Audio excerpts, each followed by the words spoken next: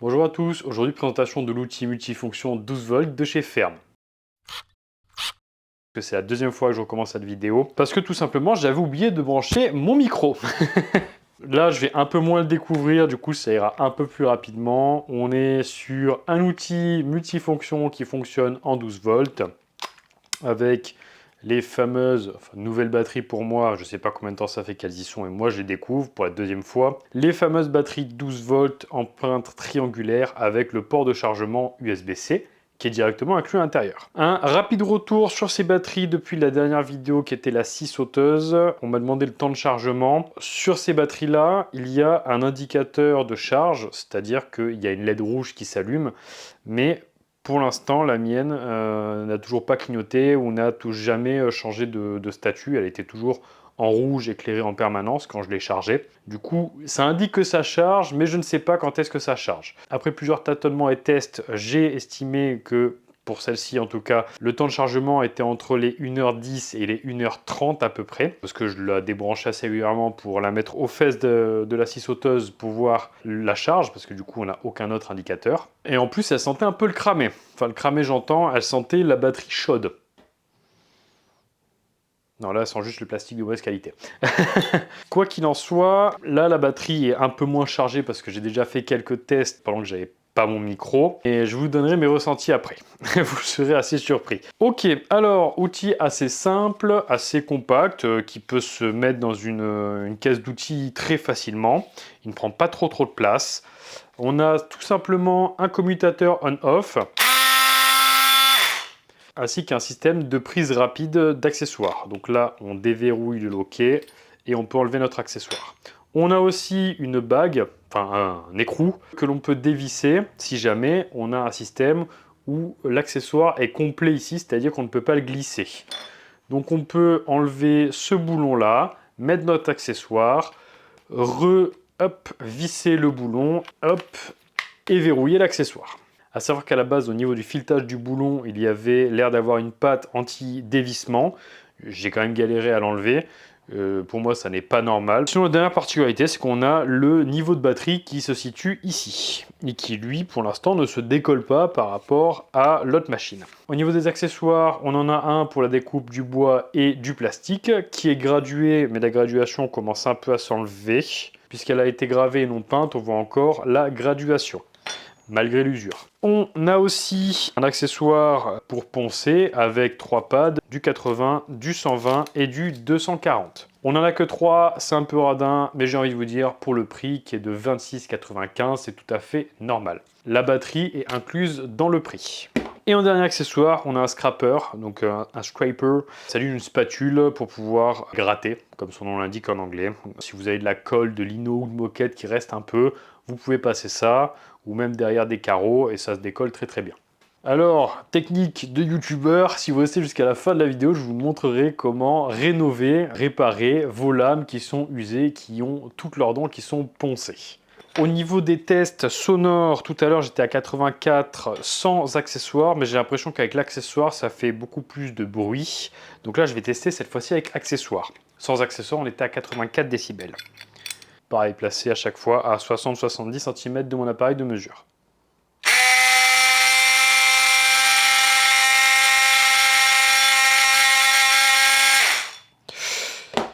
Effectivement, on est à 100 décibels, ce qui fait beaucoup plus. Au niveau des tests, on va essayer directement avec du pain. Je mets mes équipements de protection auditif. La lame d'origine est équipée. Vous voyez à peu près la graduation. En fait, on voit plus la graduation une fois que la peinture est totalement partie que quand la peinture est un peu abîmée.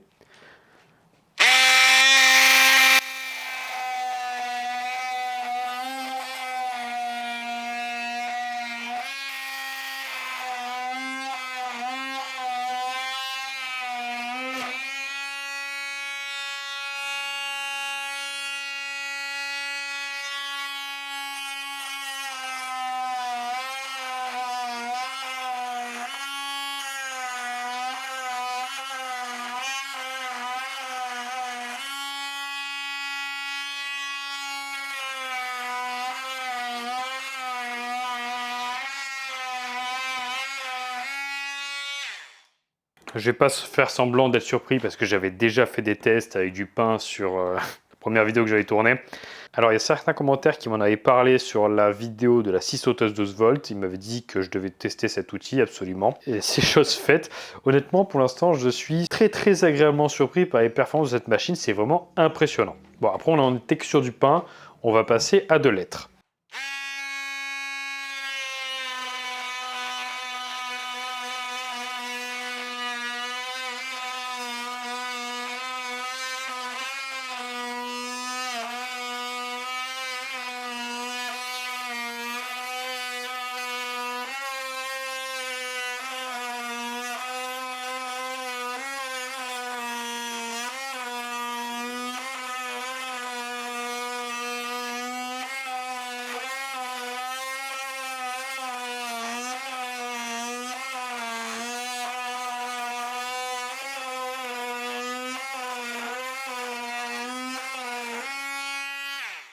Vraiment aucune difficulté, ça coupe super vite. Là, on va passer à de l'acajou et vous pouvez voir que j'avais déjà commencé à attaquer mes tests.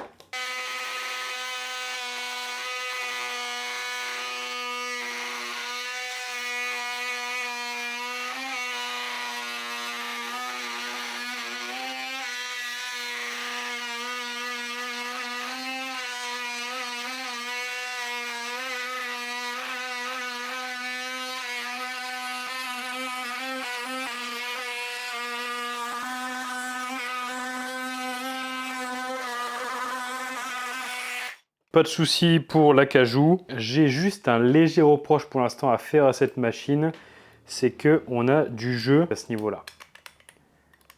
Voilà, vous pouvez le voir comme ça. On a un léger jeu quand même.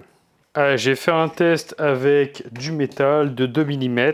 C'est vraiment pour la science parce que généralement ce genre d'outils, bon, je vous expliquerai les cas d'utilisation que j'en fais tout à l'heure. Généralement les cas d'utilisation d'outils comme ça, c'est pas du métal épais.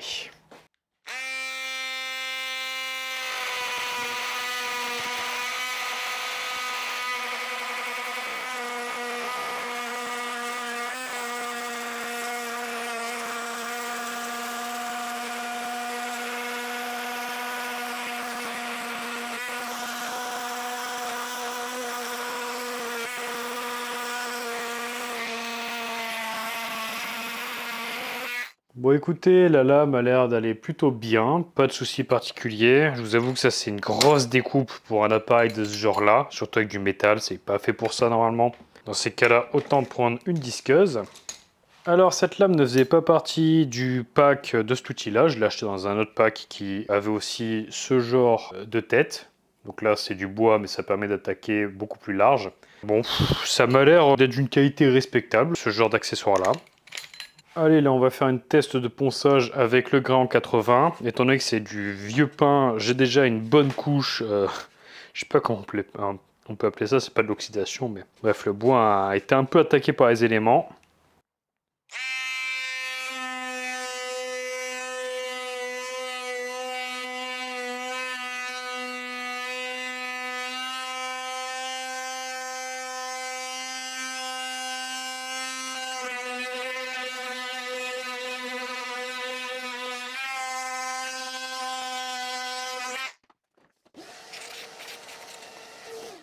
Bon, vous pouvez grandement voir la différence entre le bois que j'ai pas touché et le bois que j'ai poncé. J'ai même ici une gorge de 1 mm et j'ai réussi à bien l'attaquer en penchant un peu l'appareil et en utilisant la pointe. Ou alors en le penchant un peu comme ça. Écoutez, moi j'en suis très satisfait pour l'instant. Pas de souci particulier. Bon, le temps qu'il se mette en place, il s'est légèrement décalé. Ouh. Ah ouais, d'accord, ok. Alors... Bon, l'accessoire est très mauvaise qualité. Vous pouvez voir qu'ils ont commencé à fusionner ensemble tellement ça a chauffé. Donc il vibre très fort. Ça c'est sûr et certain. Par contre cet accessoire, vous l'utilisez seulement à plat.